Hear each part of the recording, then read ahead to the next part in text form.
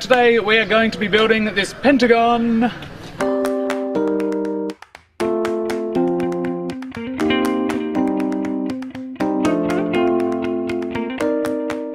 Make sure you check out the description below, which has a list of all the tools, materials, alternative elements which could be used to swap out for this piece, as well as any other elements which could connect to it in some way.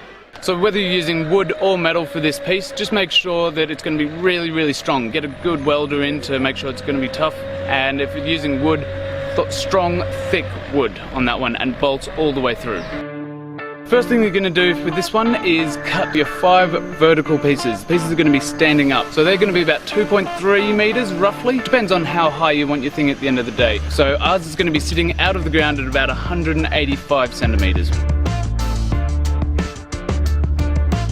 The easiest way to do this is to lay down your pieces to create a star shape or pentagon. From there, you can make sure that those posts are going to be in the right holes, so you might need to make some slight adjustments. Let's see how that works. So we're going to cement all of these posts in place now, making sure that they're sitting perfectly vertical. We can get a plumb bob to make sure that that's all going to be straight, and then just leave those ones to set, and then we can start welding up the little pentagon there. Then once you've cut your metal pieces, which are going to form the pentagon of this piece, you want to cut them a little bit oversized. So then when you pop them up against the metal frame there, you can cut them to size and making little grooves out of the metal so it'll fit in nice and snugly. So because this is a little bit more complicated, you can tack weld this as you're going along, making sure it's all going to be in the right positions. And then once it's all in the right place, weld it up properly.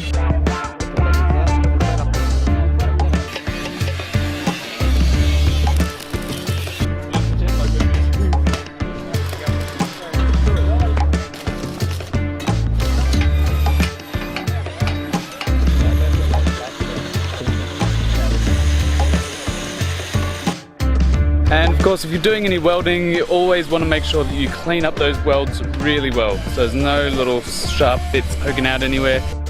Give the metal a really good clean using some turpentine or something similar, and then you can put some red oxide metal primer over the top of that so it stops it from rusting out, especially down near the legs. We've put a primer base coat over all of this metal, and now we're giving it a nice colourful, beautiful paint job here. Might need a couple of layers for this one. Because this is metal, we're using a slightly lighter colour just because it gets very hot here, and that'll just take some of the heat away as well. Always remember, paint from the inside out, or the hardest to reach spaces first, so you don't paint yourself into a corner essentially. This one is a little bit more complicated. As you can see, there's a lot of different pieces going every which way here. I've found it can be useful sometimes to make a little model, to get some sticks or something, get their kids to help you out. Always use your common sense and see what's going to work best for you at your site. We've connected this one to the rope net. So this design, as well as all of our designs, are made to be used in conjunction with the free safety handbook, which is available from the website. It's just down there.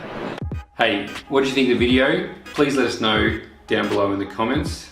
And please don't forget to like and subscribe so you can see more of what Patrick's doing in India. You can go and visit playgroundideas.org, which has 150 designs and all the resources that you need to build an awesome playground. And lastly, we've got a ton more videos to watch, so check them out here.